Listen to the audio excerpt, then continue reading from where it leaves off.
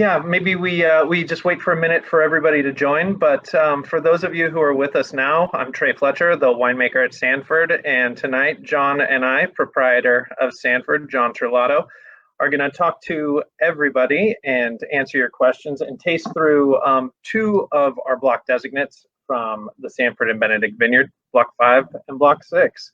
Welcome, John. How are you? Hey, Trey, always good talking to you, buddy. Good to see you too. My wines are open as well, and they are also at cellar temperature, a little cool, but not too cold. And they're really tasting great right now. Yeah, I thought just for the purposes of this tasting and conversation, I thought we'd start off on Block 5 because that seems to be, although it's a beautiful block. It's just it's a little more delicate, a little more suave, a little more inviting. Yeah. I feel so. Should we?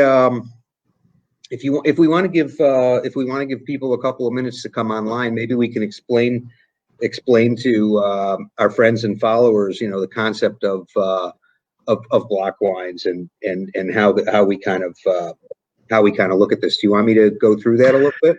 Yeah, I think that's the best way to start off because it's not always apparent of why you would have a specific block labeled and bottled by itself instead of just a Sanford and Benedict Pinot Noir. Do you want to take us through it? Yeah, absolutely. And then I will, by the way, recognize some folks as they come on and ask some questions. So don't mind me if I interrupt myself. So look at block wines. We're trying to make wines that tell the tale of a place. It's a very specific methodology. You think about it. There are wines of place and wines of taste. Wines of place really truly represent the best that a particular site has to offer. And wines of taste are wines that are really designed to taste a specific way. So at Sanford, certainly. Right? At Sanford, Trey and I, we're trying to highlight these unique vineyards, these unique places. And what we find as we vinify these different blocks within the vineyard, we notice that they're different. Right, they're picked separately, they're vinified, they're fermented separately, they're put into barrels separately, and Trey and I are tasting them along the way. And what we recognize is that every block and every wine has kind of its own unique personality and fingerprint. So absolutely, right. The best way that I could describe it is probably a series of concentric circles. You think about, California is the outside ring, and then you have Santa Barbara County is a smaller ring, and then you have Santa Rita Hills, which is smaller yet, and then you have the two ranches that we own at Sanford and Benedict Vineyard and La Rinconada, which are each individual circles, and then within those we have a smaller set of circles which are wines that come from those two ranches individually, and yet a smaller set of circles which are the single block wines. So as we narrow it in, it's kind of like a bullseye on a dartboard. And the smallest circles in the center, the real true, kind of idiosyncratic, smallest parcels are wines that we call block wines. I'm gonna stop for just a second. Hello, Michael Benedict. For all of you who are with us tonight, we have Michael Benedict online with us. Hello, Michael. We raise our glass to you. Michael was the founder of the Sanford and Benedict Vineyard, along with Richard Sanford. Michael is a dear friend of our family, Trey and I. He's a dear friend of mine. And Michael, thank you for coming online. Now I have to be careful about what I say because Michael knows all the details of this vineyard, and we might have to reference or refer back to him if we have a question, Trey. There we go. Hey, Cindy Bergender, great to see you. Okay, so Trey, go ahead. I described my view of the single block concept. Can you talk a little bit about what you taste when we're vinifying these wines separately? Yeah, and maybe it'd be easier to show everybody where we're talking about if we bring up the map from California, and we can show everyone exactly. Santa Barbara is that little nub that sticks out into the ocean in central California. And if we go in from there, you'll be able to see the concentric circles that John had just mentioned. And when we talk about Block 5 and Block 6, they have proven themselves over time to be blocks within the Sanford and Benedict Vineyard that are very unique, have very specific voices, and can be bottled on their own.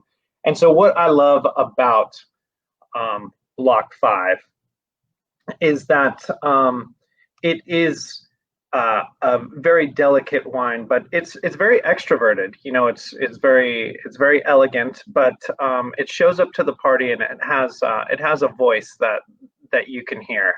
And I think you wouldn't know it by looking at these vineyards, but if we play the slide, you can see us zoom in, and we'll show you where these blocks are. They're literally right next door to each other, and the soils between the two blocks aren't terribly different, are they, John? I mean, they're both very rocky, and they have a beautiful northern exposure, so a little cooler exposure. Most vineyards have a southwestern exposure, and they just exhibited themselves over numbers of years to be very much their own person, their own personality. One very introverted and one very extroverted. Yeah, so here we're zooming in. On the left, outlined in blue is the Rinconada Ranch, and on the right, outlined in yellow, is the Sanford and Benedict Vineyard, which was planted in 1971. It's the oldest Pinot Noir vineyard in Santa Barbara County. We still have 40% of that vineyard is planted to Vitis vinifera on its own roots, which is unique in and of itself. And then if we can. Yeah, if we could go to the actual block map that shows all of the different individual blocks, I think that'll really help everybody understand how we break this down into individual blocks. And you're right, Trey.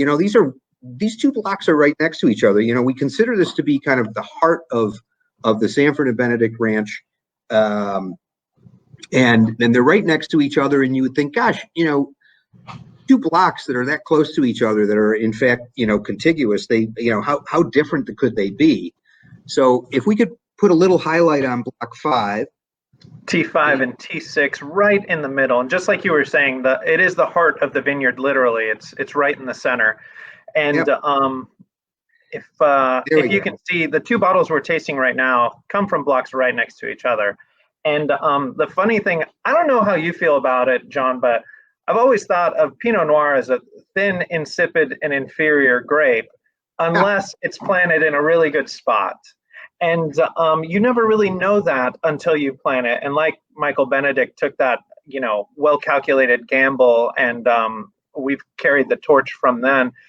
We knew this would be good, but we didn't know it would set itself apart so much from the other vineyard blocks, which is why we've block designated them.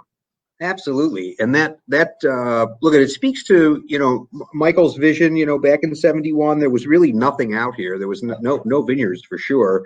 And he chose this site for a variety of reasons, but you're right, Trey, it was very, very well thought out. There was, he's a man that doesn't leave much to chance. He thinks things through quietly and humbly, chose this site, planted Pinot Noir and Chardonnay on the site. And then, when our family finally became involved in the winery and purchased the winery, we really went down the rabbit hole trying to understand the personalities of these individual blocks. And we found them to be very unique and very different and very, very idiosyncratic one from the next. And the joy and the beauty of working alongside with Trey is, he and I both see the world very similarly in terms of highlighting the place and highlighting the blocks. So when I taste these two wines next to each other, I taste them and believe them to be very, very different. Of course, there's similarities because they're both Pinot Noir, they're both non-inoculated, so wild yeast ferments. They're both, fermented at some level similarly. but treated individually during fermentation and barrel aged in somewhat of a similar fashion. But in the end, these are two unique personalities. They're like two very, very different people.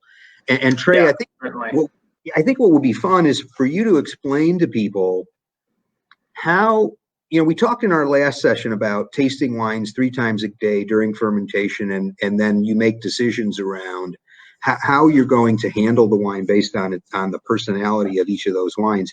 Can you talk a little bit about some of the things that you taste in these 2 wines that might help explain to people how they're different? And then beyond that, how you might have, like thinking about the 19 vintage, how you might have treated these 2 blocks differently during fermentation based on who they are. Yeah, if we pull up the next slide, you can kind of get a better sense of what we do after we farm the grapes. So we've done the hard work. We found these great spots. We farm them, and you can see if you see that big stand of oak trees on the left of that slide, that is right where Block 5 and Block 6 are, literally right next to each other. A mirror image of one another, but give you totally different wines. And so what we do all year in the farming is try and make sure that we're highlighting both of those sites the best we can. And when we get them into the winery, you see the next slide, we really think about what we want from these wines and how to best express their site.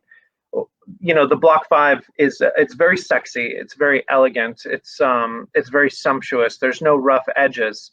And we don't really have to do anything to accentuate that. So we sort all the clusters individually after we pick them at midnight. And I think we have a night pick photo and a picture of us working on probably hour 12 of sorting fruit at the winery. And there you can see where we start picking before the sun comes up at about 10:30 to midnight, depending on how much fruit we have to pull. And once we get that fruit to the winery, we've looked at it and we determined, do we want to use, whole cluster? Do we want to basically punch it down, pump it over? How gentle, how much contact this wine wants? And so working with it in the vineyard and then understanding it gives us a sense if it's an extrovert or an introvert, and how it reacts to contact in the fermenter. Because everything that we've worked hard to get in the vineyard into those grapes, we have a very small window to get out of the wines in the fermenter. And if you have an introvert that doesn't like a lot of contact, the wine you get at the end of fermentation it can be pretty rough. And so identifying the personality is a lot about what we do. And so if we go to the next slides, you can kind of see us through this process, which is so critical. And we have 3 of our chief cellar operators: Sammy, the famous intern, and then Augie and his brother Luis, sorting the Pinot Noir from I believe that's Block 6 actually. And so we sort every grape cluster that comes into the winery from the vineyard to make sure that there's nothing that's going to interrupt the flavor, like a leaf or a stick or something like that. Yeah, and we call it MOG, M-O-G, which is matter other than grapes. We don't want any matter other than grapes in our ferments. A couple of we call it a lot of things. We do. That's true. Hi, Terry Bianco, dear longtime family friend who's known me almost all of my life. She was my next door neighbor growing up. Thank you for joining us. Judy G, you asked if these were the same clone. They're not actually. We have 2 different clones here. Block 5 is 777 and block 6 is 667. So they're different clones. They're different clones, and they were planted to different clones based on the soil composition. At the time that we planted those two vineyards, we felt that they were unique enough that one would support 777 and the other would support 667, and we think that they do express themselves differently. So that's a great question. Hi, Linda Collison. That's my aunt, Linda Collison, who's now watching me for the second time. So she must have thought that this was at some level interesting, or she loves me very much and she's watching to be supportive. So hi, Linda. How are you? Hopefully it's both. Hopefully both. That's absolutely right. So look at that, when we think about the entirety of these ranches, and think about the complexity of all of these individual unique personalities and blocks, and the work that we do, like for the Sanford single vineyard wines, right? We have 4 Sanford single vineyard wines. We have a Rinconada Chardonnay and a Rinconada Pinot Noir, and we have a Sanford and Benedict Vineyard Chardonnay and a Sanford and Benedict Vineyard Pinot Noir. So those wines both come from different blocks within those 2 ranches. And part of our work and part of the joy of, Trey and I sitting together and tasting wines together, tasting barrels together, is in determining how we pick barrels from certain blocks and assemble those into the single block wines, right? I mean, Trey, you might want to talk a little bit about the work that we do when we're tasting through the barrels and we're choosing to assemble, if you will, the single vineyard wines, even though those are not wines that we're drinking tonight. But here's 2 blocks that could invariably be a part of the single vineyard wines. You want to talk at all about that, or are we off topic? Yeah. You can stop me if it's off strategy.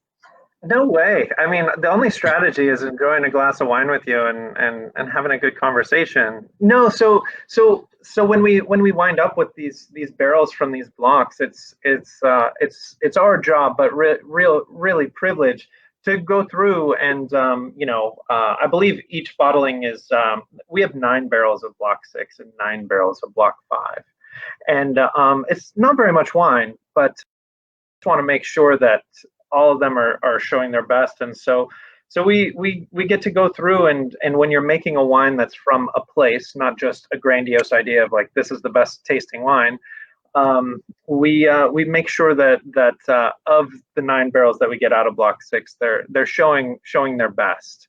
And so right now in the cellar, my team and I and John, we all taste through every barrel on a monthly basis, which it's a lot of work, but because you gotta go back to a spreadsheet at some point at the end of the day.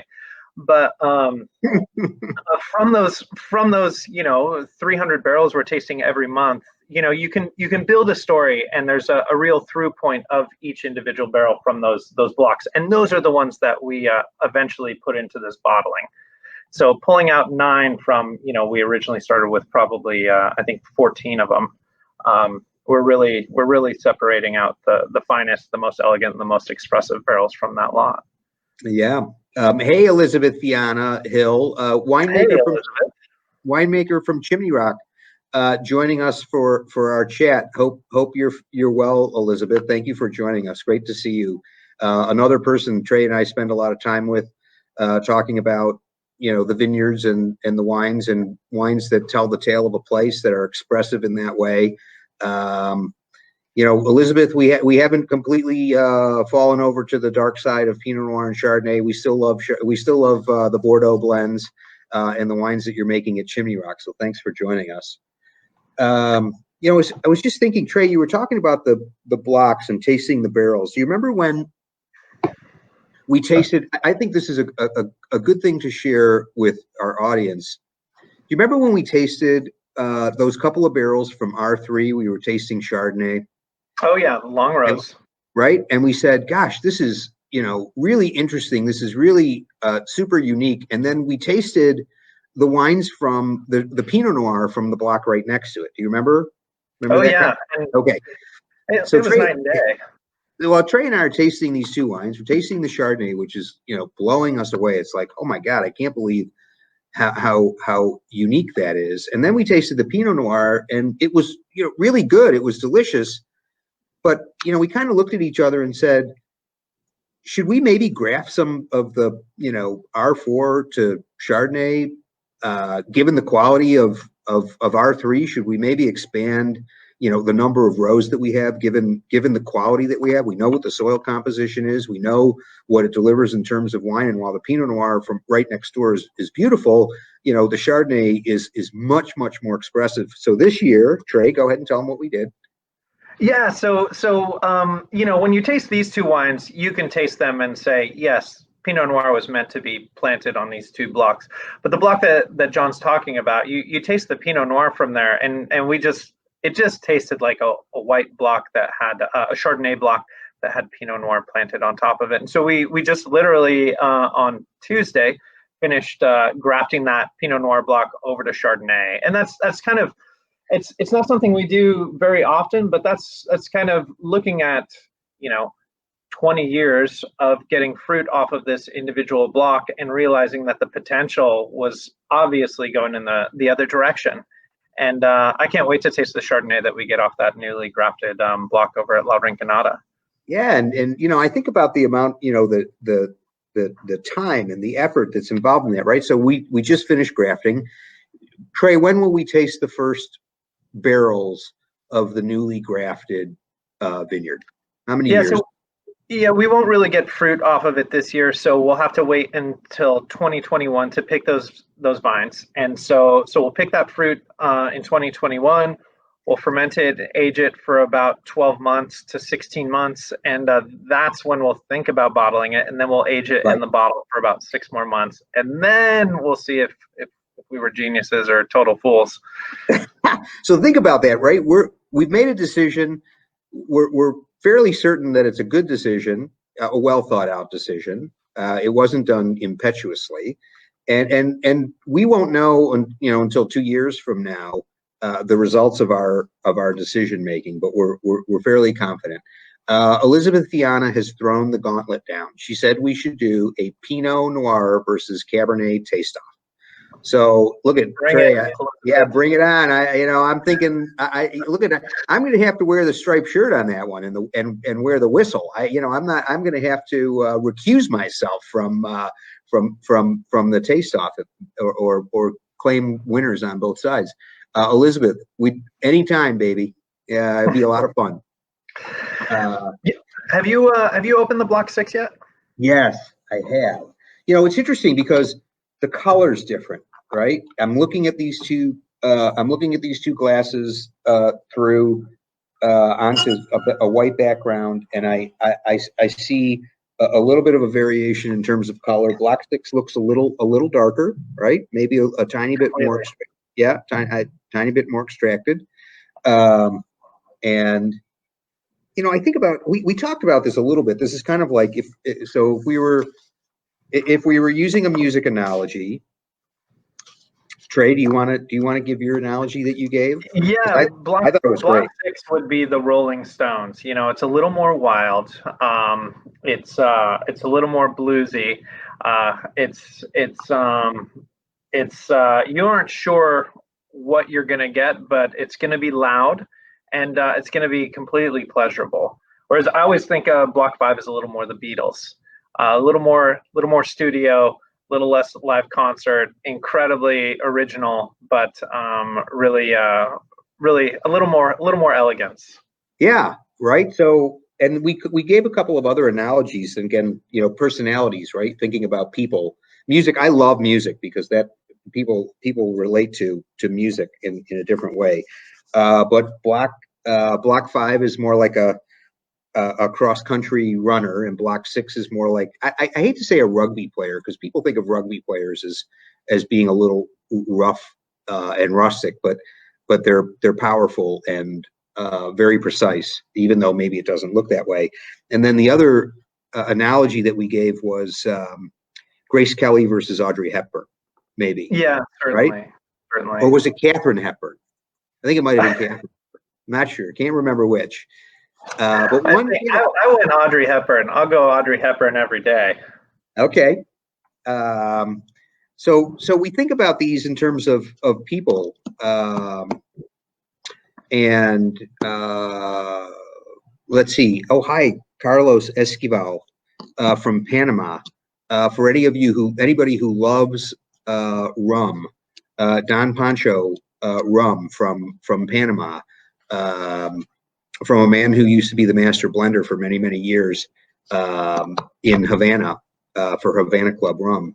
Hi, Carlos. Nice to see you. Hi, Hillary. We've got a bunch of friends online here. Thank you all for coming and joining us. So back to Block 6. Bigger, a little louder, a little bit more effusive. It requires a lot more tenderness in the winery for sure. That's certainly the personality that doesn't require that much touch. If you overwhelm it, it just gives you too much in response. And so we're always really quiet with that in the winery, not to provoke it too much because it's got a lot to say and you can push it a little too far. I think this is beautiful. And push it too far really quickly, right? I mean, this could go over the top and get hairy on you like in an instant, right? Yeah, the thing about the Santa Rita Hills, because that transverse mountain range, it's so cold here, and as that valley that's just east of us in Bakersfield heat up, it pulls that cool wind from the Pacific over us.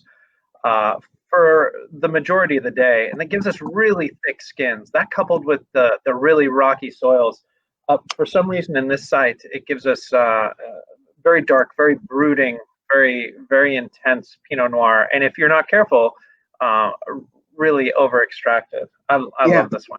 Yeah, look at it. Also reminds me, we've had a bunch of our Burgundian friends, visit with us at Sanford, and we visit with them in Burgundy.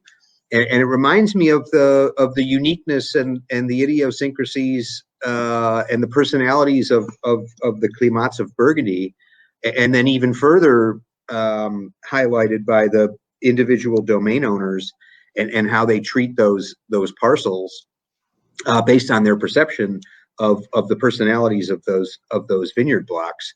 So as I'm tasting these, and look at you and I barrel tasted with Burgundy. And we walk through the vineyards together, and we make notes about the specific blocks, and then we taste the different blocks, and we reference what we saw, the visual cues that were presented to us when we were walking through the vineyards, and how the soil composition might be a little bit different, or the curve of the land, convex versus concave. Michael Benedict has pointed out, different ribbons of soil that run through the vineyards, and we could almost guess that the vines that run within those ribbons of soil might actually present themselves a little bit differently. I'm sorry, Trey, interrupted. I apologize. Go ahead. No, not at all. And I just think when we're tasting these in the fermenter, you can see everything that Block 6 has almost from day one. It's just already there, and it just needs this gentle touch to allow it to get onto the next stage. Mm-hmm. Whereas Block 5, it requires a lot more. You got to cuddle up next to it a little more and listen to it a little more, and sometimes push it. It's not exactly the kid that never moved out of the house or anything, but it certainly it requires a little more guidance and a little more interaction. Yeah, look at I'm recalling those days when we're tasting, and Trey tastes these ferments 3 times a day together with Laura Roach. Laura Roach is on with us as well, assistant winemaker at Chimney Rock. We also have Laura. Hi, Laura, and she's there right there with us, all day long, or I should say I'm right there with them. Yeah. And then Juan Moreno, cellar master at Rutherford Hill in Napa. Hi, Juan. Nice to see you. And Jeff Luce, dear friend of mine and wine collector, who loves great wine. I'm reminded of, us tasting a wine in the morning and you prescribing a certain set of activities through the day, tasting it midday, and then tasting it at the end of the day. And in some instances, you'll say, okay, that's enough, right? We've I feel like, and this is at the end, obviously, of a bunch of other activities that you've done through the course of fermentation, but there's a moment where you said, okay, look I feel like we're approaching the line here, right? We've gotten to this point where I think that the site has given us what the site has to offer, and now we need to stop, right? There was enough. Yeah. And, right? That's the hard part. It's hard. I find it with my children and certainly with wines. It's sometimes it's a little negligence goes a long way. And I think if we pull up another photo, I think I have a picture of you doing a pump over on the Block 6. Did you Yeah, really? no, it's a full-on action shot. And so so it's really important when the three of us are tasting every morning Are you and sure? Are you knowing whether we're going to have John Terlato do a 20-minute pump over or if we're going to have him do a punch down, and are you understanding how much extraction we need to get out of that wine, and then we taste it in the afternoon after that morning activity, and see how we did, and we can see if we're at the line or if we've gone past it or if we aren't there yet, and we can adjust from there. And that's winemaking during harvest, picking at the yeah. right time and then making sure the fruit that we've been farming for the whole year that we're fermenting in the tank doesn't go off the rails, and we don't steer it in a direction it doesn't want to be steered. Yeah. And remember, gang, this is, 3 times a day, picking in the middle of the night, fruit arrives on the crush pad, super cold, so that we're not, creating we're not kicking off premature fermentation, work that goes into getting these wines into the tanks and getting them, into a position to ferment, and then they start to ferment, and then there's tasting 3 times a day, and there's, pump overs versus punch downs. Trey, are you sure that that's me? That's not photoshopped, right? This isn't my college application. Are you sure? Are you sure? Are you sure that that's me? Yeah, because I can just tell from the angle of the phone that I was across from you, Yeah, giving you words of encouragement. No, that's you and Alcides, longtime cellar worker of 14 years in the background. The two of you guys doing the hard work. And this is yeah. for everyone at home. This is what when we're not picking the grapes or putting the wine in the barrels. This is what the red wines are going through. So every day, 2, 3, sometimes 4 times a day, we're doing this gentle pump over the top, or punching down, pushing the grape skins in contact with the wine, and that's where we get all the flavor. Yeah, Everything's in the grape skins, and how much contact we get those grape skins into with the wine at that stage is how much we get out of it. And yeah. tasting, it's the only way to do it. Luckily for me, there's no machine that can do that for us. So. Hey, Trey, Jeff Luce is asking a question about temperature, right? Mhm. About maritime influence, right? We showed that map that showed the funneling of, cool maritime temperatures during the nighttime, and cooling off the vineyards during the night, and then blowing off during the daytime. Can you share a little bit with Jeff about how cool temperatures and maritime influence helps us in terms of the maturation of the grapes, both phenolic and sugar, through the course of the growing season? Yeah, so Jeff, the Pinot Noir and Chardonnay really excel in cold, uncomfortable weather, and my wife would love if I was a Zinfandel winemaker, because we could live somewhere where it was really warm and hot. But unfortunately, my love is Chardonnay and Pinot Noir, and so that generally does best where it's cold, and in the Western United States, close to the ocean, close to the Pacific. And if you look at the diurnal swing, so the difference between the daytime high, which for us usually happens a little earlier than most places, usually happens about 11 to 12 o'clock, and the evening low, which usually happens close to sunrise. If you look at a place like Burgundy or Oregon or the Sonoma Coast, those shifts are very big. If you're in Oregon during the growing season, they'll have daytime high into the 90s and sometimes triple digits. We will too, but we only get a couple days like that, and their nighttime low gets down to the 40s and the 50s. In Santa Barbara and Santa Rita Hills specifically, our diurnal shifts are less, so they're closer together. So our evenings are cold in the 40s and 50s, but our daytime highs rarely break out of the 80s. So we have a longer growing season, but in that season, our daytime highs and lows are closer together. And so that's why, in addition to the soils that we have here, which are so complex and so different, we have such different flavors from those other regions. So we're generally, a region that has higher acidity, which is beautiful in our Chardonnays and Pinot Noirs, and also a lot more spice characteristics. Much more tannin if you compare us to some of the other regions. But everybody gets to the finish line at the same time, It's just we might have a couple more weeks longer growing season than Burgundy. Also, you know, we're further closer to the equator. We're a little further south than Burgundy. So, you know, whereas the sun might be setting in Burgundy at 10 or 10:30 at night, our sun sets at 8:30. And our daytime high is at 11:30 to 12 o'clock in the afternoon, whereas their daytime high might be at 3, 4, 5 in the afternoon. So that would explain ad nauseum diurnal shifts. Great answer. We've got Michelle, who's asking us about the color of our Chardonnay, Trey. She's wondering, you know, why is our Chardonnay this beautiful golden color? Can you share a little bit about your views on that?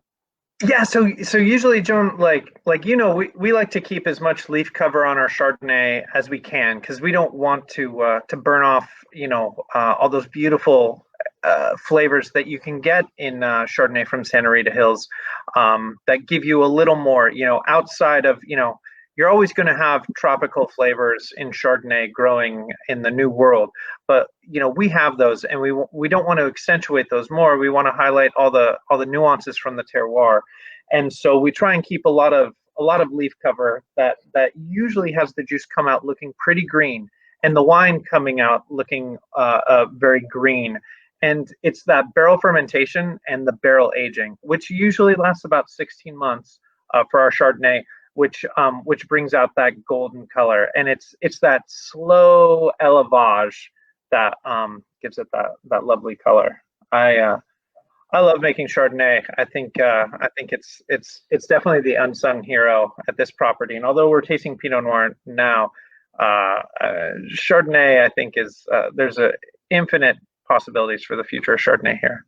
No question. Yeah, no question. Some of my favorite moments are of you and I, you know, tasting barrels and talking about Chardonnay and some of the trials that we're doing, and being very, you know, cautious and careful around the stirring of the barrels, you know, batonnage during élevage, which, you know, adds something every time one might stir a barrel, but it also is at the expense of minerality. Trey, you know, you mentioned something that I think is important also for us to share with the group here. Is I hate to call it scarcity, but when I think about the number of barrels that we make on a block by block basis, you know, a lot of people think about, you know, a vineyard as like this big, huge field with thousands of vines growing, and I actually think about it. I actually think about it more like a garden, and, you know, individual vines within a block, right? Yeah, that's probably a better way to think about it. I mean, if you get too much into like a monoculture like mentality, I think you start to miss those little details. I mean, we are highly complex, overeducated gardeners in a lot of ways. But I mean, give people an idea of how many barrels we make in a block, right? So the block 5, it's very small. It's 3 acres, and we generally bottle about 9 of these barrels. Every single one of these barrels gives us a beautiful, really sexy, elegant wine. And when we're out there looking at the vines and you're walking past, you can usually guesstimate that for every meter you walk, you'll get a liter of wine. And so it's very apparent and very obvious, like, what we're doing out there. We're definitely not growing grapes. We're growing wine. And when you have a block like block 6, which is just it's a little bigger than block 5, but not much. And we get about 4 more barrels off that block. But it's definitely gardening in a lot of those respects. And you know, the fact is, when we get into the winery, our whole job is just to take nice fresh fruit and just get it into the barrel as gently as possible, and spilling as little as possible as well. No, that's absolutely true. You know, you and I have talked about this, and if we do our work well, you know, look, we're very fortunate as a family to own these two ranches and to farm them and to care for them, probably is the best word that I could think of. We're very fortunate to be carrying forward the work of Michael Benedict, and my brother and I are also, carrying forward the work and the vision of our father, Tony Terlato, around, making great wines from great vineyards, right? So we're lucky to care for this for this important vineyard, and so it's I really feel like our responsibility is to highlight the place, and as I think about the vision that Michael Benedict had for this vineyard in the early years, and you and I, Trey, have tasted some of those older wines from the Sanford and Benedict vineyard, which are still stunningly beautiful and youthful. Absolutely. Right, and then I think about our work today, and how we can have an impact. I'm not articulating this well. I apologize. How our impact is actually by a lack of decisions. If you and I have talked about this, it's about. Yeah, you got to have the guts to fly into the black hole in a lot of ways, and the power to not do anything and to kind of let the process play out for itself. And yeah, I mean, one of the reasons that I'm here is because I've tasted the wines off of Sanford and Benedict that have come from 76 and 78, and they're great. Cindy Phelan, she asked, why is it called 4D? Is there a 4C? There is, Cindy. Yes. Yes. Not terribly articulate when it came to a couple of those, but logistically, when we're laying out a vineyard, you just you start with numbers, because I've found that if you start with letters, you run out. There's only so many letters in the alphabet, and so 4D is right in the middle of block 4, and for some reason, we have found that one shows itself significantly better, and has much more of a voice than 4C. We love all of our children, but we just love some of them a little more. So Michael Benedict has asked if our experiments have ever led us to consider changing the considerations of the blocks. The answer is yes. I think about this. I mean, I lay awake at night thinking about this, right? When I think about these different ribbons of soil, the micro variations of soil within these vineyards, and in a perfect world, if I could take down all of the trellising. No, I'm not going to say that. Yeah, right. I mean, that's really expensive. If I could actually tie ribbons to a bunch of vines that follow a ribbon of soil, in my mind, I would love to pick and vinify those vines separately from their siblings that live next door to the left or to the right. So I think about the experiments that we do, and as Trey and I continue forward with experimentation and trials, we're thinking about how do we identify the soils that really truly are unique, and there may even be micro blocks within the blocks that we currently have. Look, we're making a joint venture wine right now with a friend of ours from Burgundy that identifies 12 specific rows. So it's not about a block wine. It's about, okay, these 12 rows, we've tasted those, the wines that come from those 12 rows that happen to be in barrel. And so we're going to pick these 12 rows to make a joint venture wine, Burgundian, California vineyard, Burgundian, or de Bourgogne. So Michael, the answer is, I'm always thinking about how we highlight the uniqueness within the blocks or the uniqueness within the ranch, and that allows us to highlight the soil conditions that lead us to a specific, personality or a specific wine, because the vine is obviously connected to the soil. Michael was the one who taught me about this idea of there's a bunch. All we really see is what's happening above the soil line. But equally as important is all the things that are happening below the soil line, in the soil.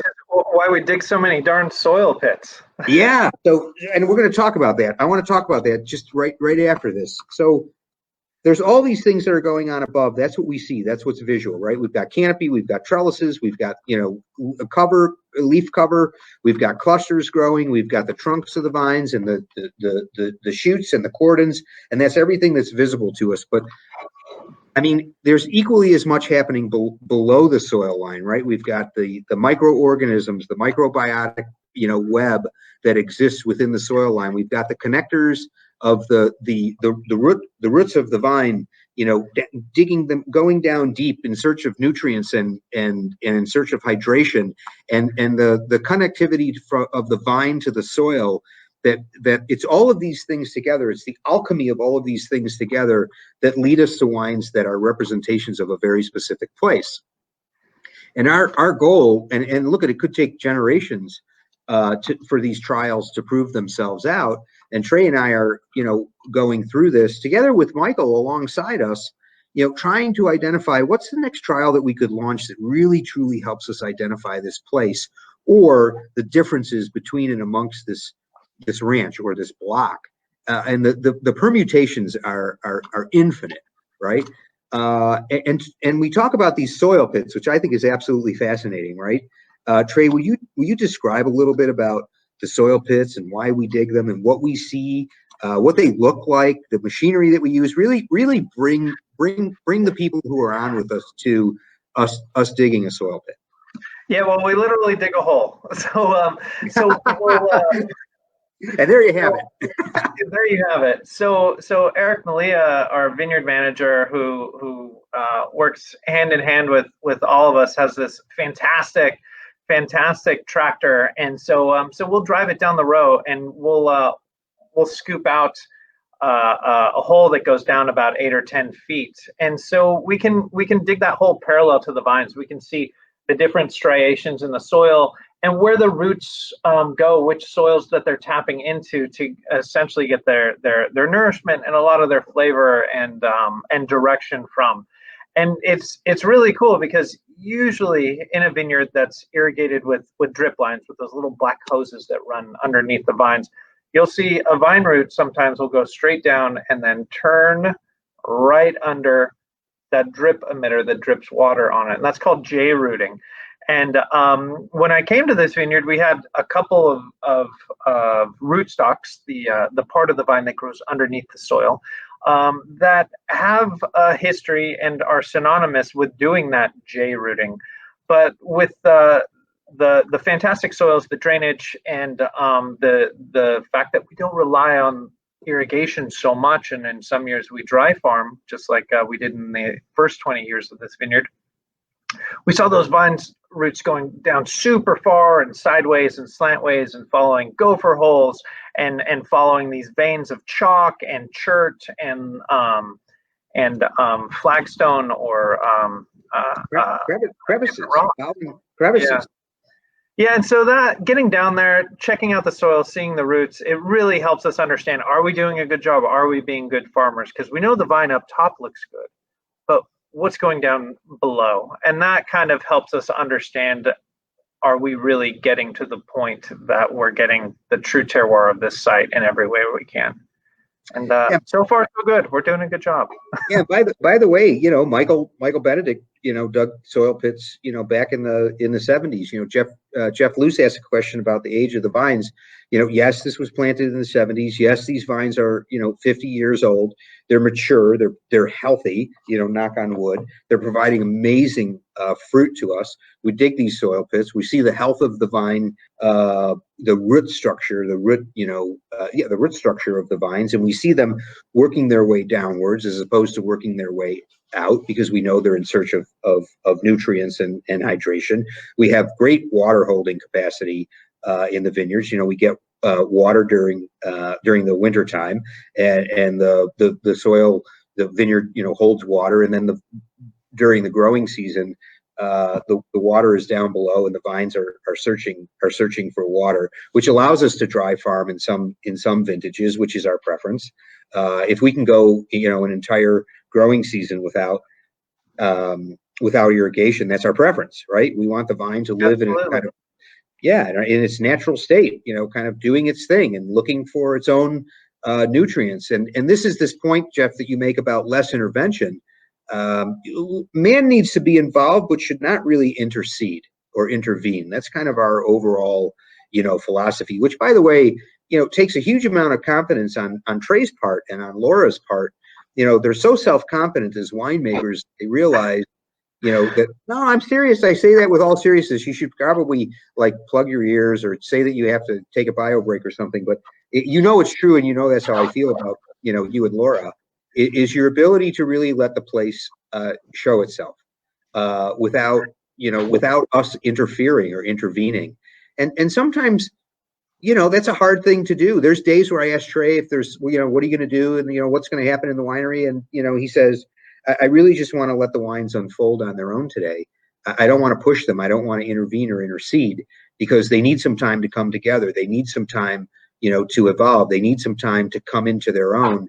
And I don't want my activities in the winery to get in the way of this wine kind of coming, into its own. That takes a huge amount. It's not about me. It's about the vineyard and the wines, and it's really hard to get out of the way and kind of not make it about you and say, "Oh God, I'm really going to style this out this year." Wow, well, it's tough to do. Listen, it is all about you and the vineyard team when it comes to my choice of donuts in the morning during harvest. Okay, so look, we're a little freakish, right? And then we're going to wrap this up. Nobody would ever believe that we would wrap up a wine webinar talking about donuts, but this is how we're freakish around taste. Well, I knew we would get there. Yeah, I almost wanted to wait until the third seminar, but I figured I'd lay this out there. So there's two different places where I could buy donuts and bring them to the winery every morning when we show up at 6 a.m. There's one in the crew's mind. There's not two. Yes. So yes, that's exactly right. So there's these two donut places, and I'm going to this one donut place, and the guy who owns it is a fabulous guy, and you could tell that he's an artisan, and he's throwing his heart and soul into making these donuts, and they are. Well, it's a rich time that we live in if there's artisanal donut makers. I mean, oh my God, and the donuts are so good, and so I'm buying however many dozens of donuts during harvest time, bringing them every morning. It's not healthy. I mean, it's not like I should probably shouldn't be doing it, but I can't help myself because I love the donuts. No one says no. So one day the donut place is closed, right? And it's God's Country Provisions is the name of the donut place with this fellow who makes the donuts, and they're fabulous, and they're unique, and they're all very different. And then one day they're closed, and I bring donuts from a different place, and everybody's tasting the donuts, and I could almost see them being deflated, right? And they're like, so where are these donuts from? And I'm like, seriously? They're like, yeah. I'm like, well, why are you asking that question? Well, these donuts are not really as good as the other donuts that you've been bringing us. And I'm like, oh my God, like we totally are. John, our job is tasting things. We can tell when you cheap out on the donuts. That's right. So we're like we're fixated on this idea of tasting things, and it even goes so far as commenting on the donuts. And so now I really only don't buy the donuts from one place and share them with everybody. And I shouldn't do it because it's not healthy. But I'm going to continue to do it because it brings smiles to everybody's faces, which, by the way, is exactly what we try and do with our wines. Right? We want people to open up the wines from Sanford. We want them to think about Trey and Laura and the team and the vineyards and all the things that go on there.